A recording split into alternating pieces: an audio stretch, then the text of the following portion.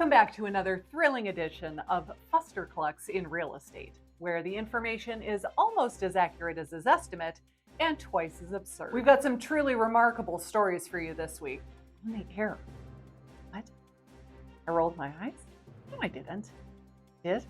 Oh, sorry. Okay. We've got some truly remarkable stories for you this week. Our top stories this week include California voting to give $150,000 in loan assistance to non-US citizens. NAR gets slapped with 2 more lawsuits because really at this point, who hasn't sued them? Kamala Harris thinks it's a great idea to tax gains you haven't actually made. And the guy who was almost single-handedly responsible for dismantling the entire real estate industry as we know it is now the founder of a brand new startup company that is, wait for it, a real estate company. All this and more coming right up. Let's get started. Let's start with California, the land of sunshine, avocado toast, and free money to anyone who asks for it. The California House and Senate both voted to pass a new bill, which would give up to 20% of the purchase price of a house, or $150,000, to illegal immigrants.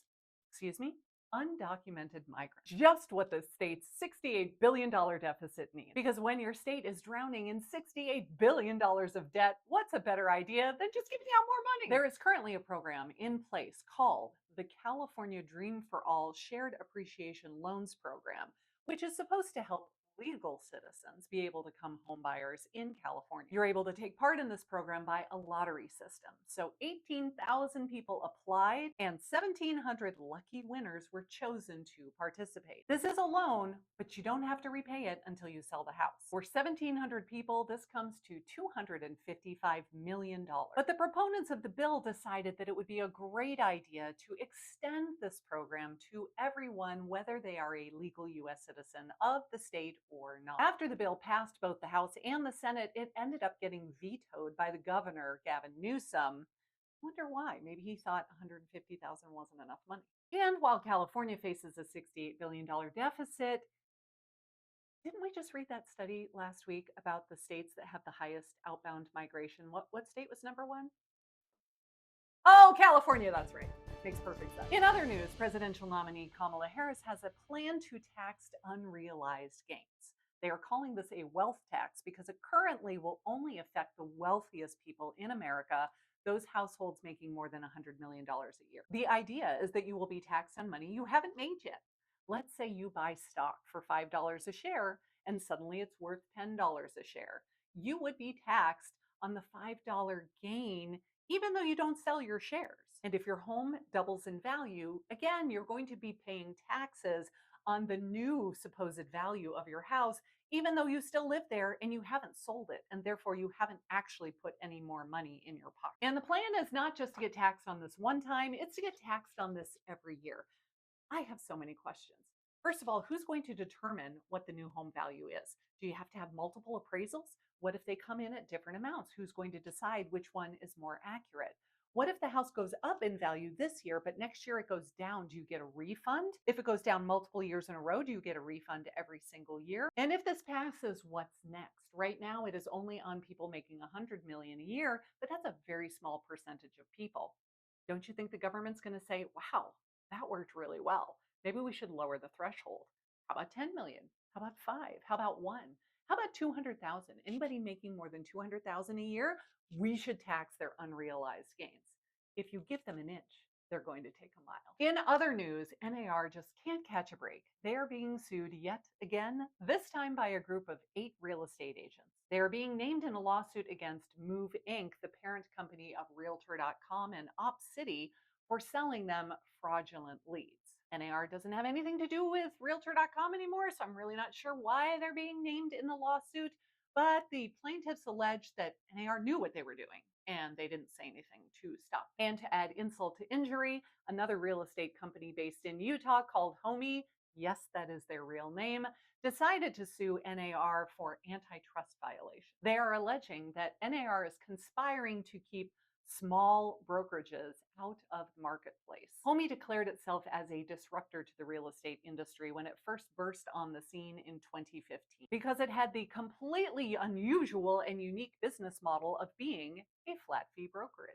Homey ended up laying off 30% of its workforce in 2022, I'm not sure how big of a disruptor it really was to the traditional real estate industry. Which brings us to our top story of the night. Josh Sitzer, one of the lead plaintiffs in the national class action lawsuit that rocked the real estate industry, has formed a new startup company, which is in fact a real estate company. Landian is not a real estate brokerage. It is a completely new and unique, unheard of idea before, a flat fee business model. For a mere $49 per property, buyers can tour a house with a licensed real estate agent. For $99, they can submit their own offer without the help of an agent, because why do we need professional representation when we have software and we can DIY it? However, if you would prefer to have a real estate agent write the offer for you, that will be $199. For buyers who are looking for a package deal, for only $1,799, you can see 5 houses and have the agent prepare 2 offers on your behalf, regardless of whether the offers actually get accepted. Sounds like a great deal to me. We asked several real estate agents how many houses a typical buyer had to see and how many offers they submitted before getting a buyer the house they wanted in a competitive market. The average was a minimum of 15 to 20 homes shown and 7 offers submitted before the buyer actually got under contract on a home that they wanted. Using Landian's business model, this would come out to be roughly $5,500 to $6,000. Sounds like a great bargain to me. But let's not forget, according to the terms of the NAR settlement, which Mr. Sitzer helped bring about into reality, all buyers must sign a representation agreement prior to seeing the inside of any home. Let's take a look at Landian's website. Landian's site promises no pressure, zero commitment tours for a super low flat fee. Yet, somehow, on the section where they are trying to attract agents to work with Landian to be the ones that show the homes to these buyers, it says a 90-day exclusive representation agreement, because nothing says zero commitment like an exclusive 90-day contract. Here's my favorite part. With all of that new innovation, you can't search for homes on the Landian website.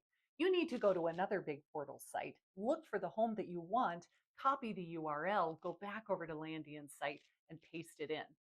Then, I wonder what kind of agents this business model is going to attract. Most portals that give leads to real estate agents take anywhere between a 15 to 40% referral fee.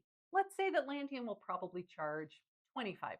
A 25% referral fee on a $49 home showing is roughly $35 going to the agent. For preparing an offer, which takes hours of legwork to do a thorough market analysis, to be able to give the buyer guidance as to what they should offer in order to get their offer received, prepare the entire contract, negotiate back and forth with the listing agent, the buyer's agent would receive roughly $150 if that is in fact the referral fee.